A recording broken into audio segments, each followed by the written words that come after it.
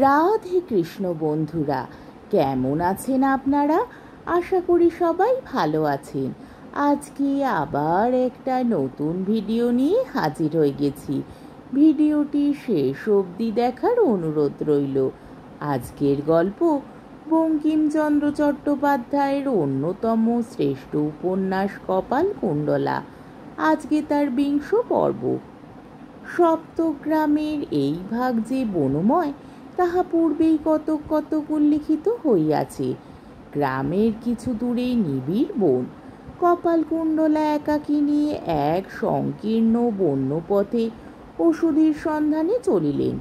যামিনী মধুরা, একান্ত শব্দ মাত্র বিহীনা। মাধবী যামিনীর আকাশে স্নিগ্ধ রশ্মিময় চন্দ্র নীরবে শ্বেত মেঘখণ্ড সকল উত্তীর্ণ হইতেছে। পৃথিবীতলে বন্য বৃক্ষ লতা সকল তদ্রূপ নীরবে শীতল চন্দ্রকরে বিশ্রাম করিতেছে। নীরবে বৃক্ষপত্র সকল সেই কিরণের প্রতিঘাত করিতেছে। নীরবে লতাগুল্ম মধ্যে শ্বেত কুসুম দল বিকশিত হইয়া রহিয়াছে। পশু পক্ষী নীরব।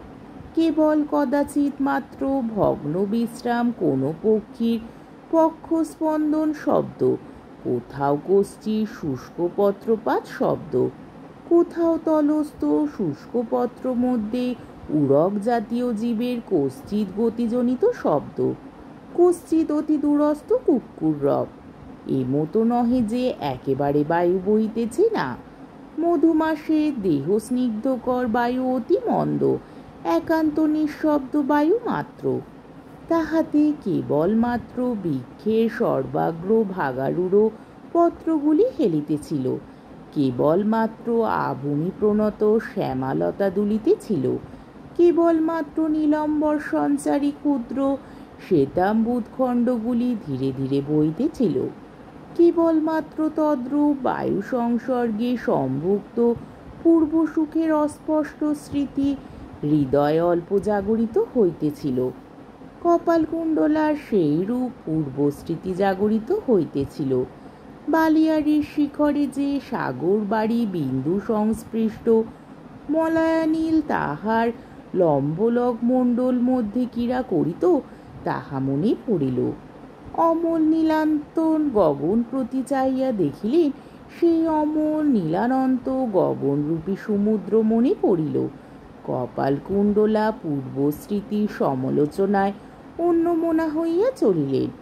অন্য মনে যাইতে যাইতে কোথায় কি উদ্দেশ্যে যাইতেছিলেন কপালকুণ্ডলা তাহা ভাবিলেন না। যে পথে যাইতেছিলেন তাহা ক্রমে অগম্য হইয়া আসিল, বন নিবিড়তর হইল। মাথার উপর বৃক্ষ শাখা বিন্যাসে চন্দ্রলোক প্রায় একেবারে রুদ্ধ হইয়া আসিল। ক্রমে আর পথ দেখা যায় না। পথের অলক্ষ্যতায় প্রথমেই কপালকুণ্ডলা চিন্তামগ্নতা হইতে উত্থিত হইলেন।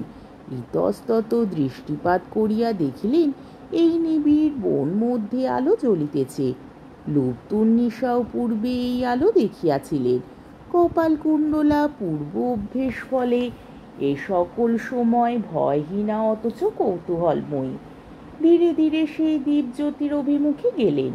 দেখিলেন যথায় আলো জ্বলিতেছে তথায় কেহ নাই, কিন্তু তাহার অনতি দূরে বন নিবিড়তা হেতু দূর হইতে অদৃশ্য একটি ভগ্ন গৃহ আছে।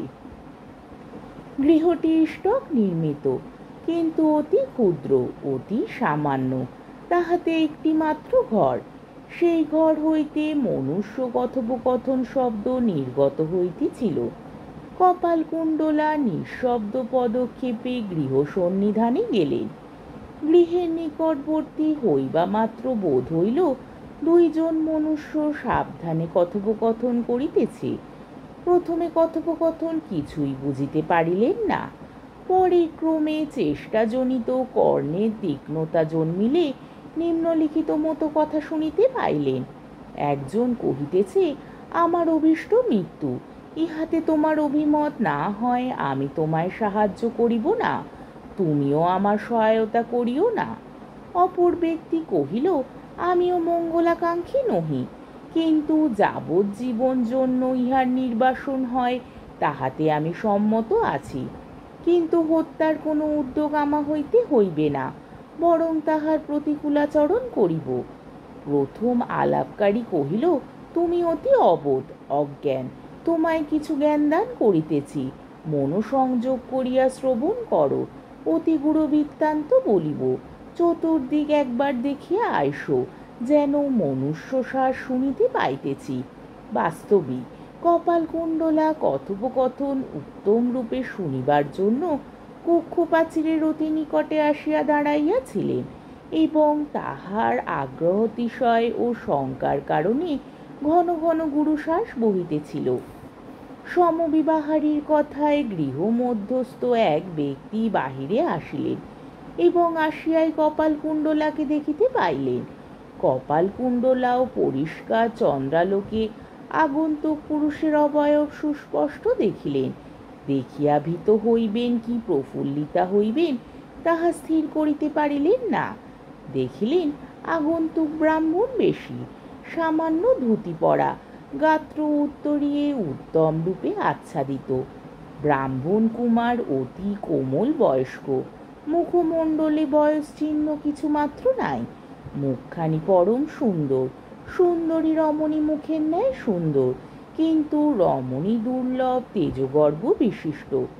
তাহার কেশগুলি সচরাচর পুরুষদিগের কেশের ন্যায় ক্ষৌর কার্যবশেষাত্মক মাত্র নহে, স্ত্রীলোকদিগের ন্যায় অছিন্নাবস্থায় উত্তরীয় প্রচ্ছন্ন করিয়া পৃষ্ঠদেশে, অংশে, বাহুদেশে, কদাচিৎ বক্ষে সংসর্পিত হইয়া পড়িয়াছে।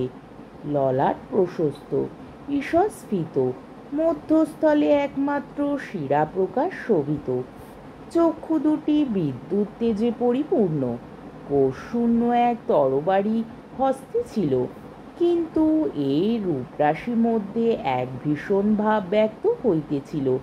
হেমকান্ত বর্ণে যেন কোনো করাল কামনার ছায়া পড়িয়াছিল। অন্তঃস্থল পর্যন্ত অন্বেষণক্ষম কটাক্ষ দেখিয়া কপালকুণ্ডলার ভীতি সঞ্চার হইল। উভয়ের প্রতি ক্ষণকাল চাহিয়া রহিলেন।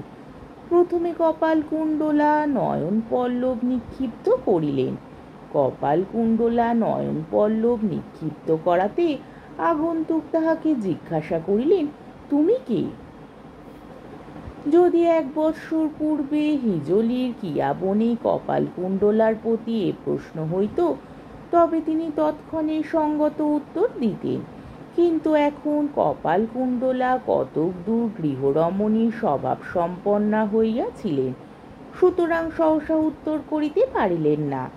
ব্রাহ্মণ বেশী কপালকুণ্ডলাকে নিরুত্তর দেখিয়া গাম্ভীর্যের সহিত কহিলেন, কপালকুণ্ডলা, তুমি রাত্রে নিবিড় বনমধ্যে কি জন্য আসিয়াছ? অজ্ঞাত রাত্রিচর পুরুষের মুখে আপন নাম শুনিয়া কপালকুণ্ডলা অবাক হইলেন, কিছু ভীতাও হইলেন। সুতরাং সহসা কোনো উত্তর তাহার মুখ হইতে বাহির হইল না। ব্রাহ্মণ বেশী পুনর্বার জিজ্ঞাসা করিলেন, তুমি আমাদিগের কথাবার্তা শুনিয়াছ? সহসা কপালকুণ্ডলা বাক শক্তি পুনর্প্রাপ্ত হইলেন। তিনি উত্তর না দিয়া কহিলেন, আমিও তাহাই জিজ্ঞাসা করিতেছি, এই কানন মধ্যে তোমরা দুইজনে এনিশিতে কি কুপরামর্শ করিতেছিলে?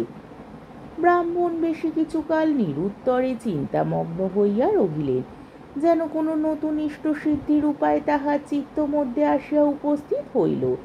তিনি কপালকুণ্ডলার হস্ত ধারণ করিলেন এবং হস্ত ধরিয়া ভগ্নগৃহ হইতে কিছু দূরে লইয়া যাইতে লাগিলেন।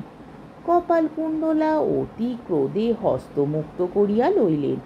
ব্রাহ্মণ বেশী অতি মৃদুস্বরে কপালকুণ্ডলার কানের কাছে কহিলেন, চিন্তা কি, আমি পুরুষ নহি। কপালকুণ্ডলা আরো চমৎকৃত হইলেন। এই কথায় তাহার কত বিশ্বাস হইল, সম্পূর্ণ বিশ্বাসও হইল না। তিনি ব্রাহ্মণ বেশধারিণীর সঙ্গে সঙ্গে গেলেন। ভগ্নগৃহ হইতে অদৃশ্য স্থানে গিয়া ব্রাহ্মণ বেশী কপালকুণ্ডলাকে কর্ণে কর্ণে কহিলেন, আমরা যে কুপরামর্শ করিতেছিলাম তাহা শুনিবে, সে তোমারই সম্বন্ধে। কপালকুণ্ডলার আগ্রহ অতিশয় বাড়িল, কহিলেন, শুনিব। ছদ্মবেশিনী বলিলেন, তবে যতক্ষণ না প্রত্যাগমন করি ততক্ষণ এই স্থানে প্রতীক্ষা করো। এই বলিয়া ছদ্মবেশিনী ভগ্নগৃহে প্রত্যাগমন করিলেন। কপালকুণ্ডলা কিয়ৎক্ষণ তথায় বসিয়া রহিলেন, কিন্তু যাহা দেখিয়াছিলেন ও শুনিয়াছিলেন তাহাতে তাহার কিছু ভয় জন্মিয়াছিল। এক্ষণে একাকিনী অন্ধকার বন মধ্যে বসিয়া থাকাতে উদ্বেগ বাড়িতে লাগিল। বিশেষ এই ছদ্মবেশী তাহাকে কি অভিপ্রায় তথায় বসাইয়া গেল তাহা কে বলিতে পারে। হয়তো সুযোগ পাইয়া আপনার মন্দ অভিপ্রায় সিদ্ধ করিবার জন্যই বসিবায় রাখিয়া গিয়াছে। এদিকে ব্রাহ্মণবেশীর প্রত্যাগমনে অনেক বিলম্ব হইতে লাগিল।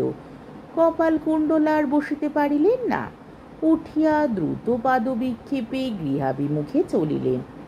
তখন আকাশমণ্ডল ঘন ঘটায় মসিময় হইয়া আসিতে লাগিল।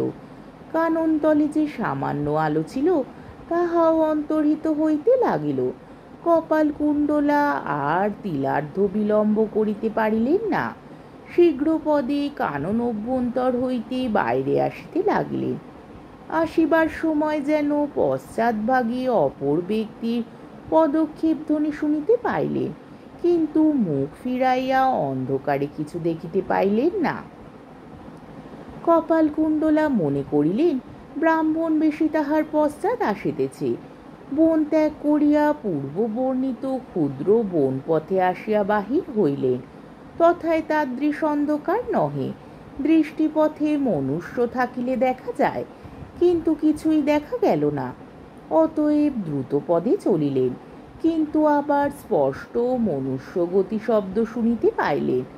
আকাশ নীল কাদম্বিনীতে ভীষণতর হইল। কপালকুণ্ডলা আরো দ্রুত চলিলেন। গৃহ অনতি দূরে, কিন্তু গৃহপ্রাপ্তি হইতে না হইতেই প্রচণ্ড ঝটিকা বৃষ্টি ভীষণ রবে প্রঘোষিত হইল। কপালকুণ্ডলা দৌড়িলেন। পশ্চাতে যে আসিতেছিল সেও যেন দৌড়িল, এমতো শব্দ বোধ হইল। গৃহ দৃষ্টিপথবর্তী হইবার পূর্বে প্রচণ্ড ঝটিকা বৃষ্টি কপালকুণ্ডলার মস্তকের উপর দিয়া প্রবাহিত হইল। ঘন ঘন গম্ভীর মেঘ শব্দ এবং অশনি সম্পাত শব্দ হইতে লাগিল। ঘন ঘন বিদ্যুৎ চমকিতে লাগিল। মুষলধারে বৃষ্টি পড়িতে লাগিল। কপালকুণ্ডলা কোনো ক্রমে আত্মরক্ষা করিয়া গৃহে আসিলেন। প্রাঙ্গণভূমি পার হইয়া প্রকোষ্ঠ মধ্যে উঠিলেন। দ্বার তাহার জন্য খোলা ছিল। দ্বার রুদ্ধ করিবার জন্য প্রাঙ্গণের দিকে সম্মুখ ফিরিলেন। বোধ হইল যেন প্রাঙ্গণভূমিতে এক দীর্ঘকার পুরুষ দাঁড়াইয়া আছে। এই সময় একবার বিদ্যুৎ চমকিল। একবার বিদ্যুতেই তাহাকে চিনিতে পারিলেন, সেই সাগর তীর প্রবাসী সেই কাপালি। আজকের পর্বটি এইখানেই শেষ হলো। আমার ভিডিওটি যদি আপনাদের ভালো লেগে থাকে তাহলে আমাকে কমেন্টের মাধ্যমে আপনাদের মূল্যবান মতামত অবশ্যই জানাবেন, এবং আমার ভিডিওটিকে লাইক ও শেয়ার করার ও আমার চ্যানেলটিকে সাবস্ক্রাইব করারও অনুরোধ রইল। তাহলে আজকের ভিডিওটা এই অবধি। পরের দিন আবার এই গল্পেরই ২১ পর্ব নিয়ে হাজির হয়ে যাব। ততক্ষণ পর্যন্ত আপনারা সবাই ভালো থাকবেন, সুস্থ থাকবেন, সাবধানে থাকবেন এবং আমার ভিডিওটি দেখতে থাকবেন। তাহলে আজকে আসি। রাধে কৃষ্ণ।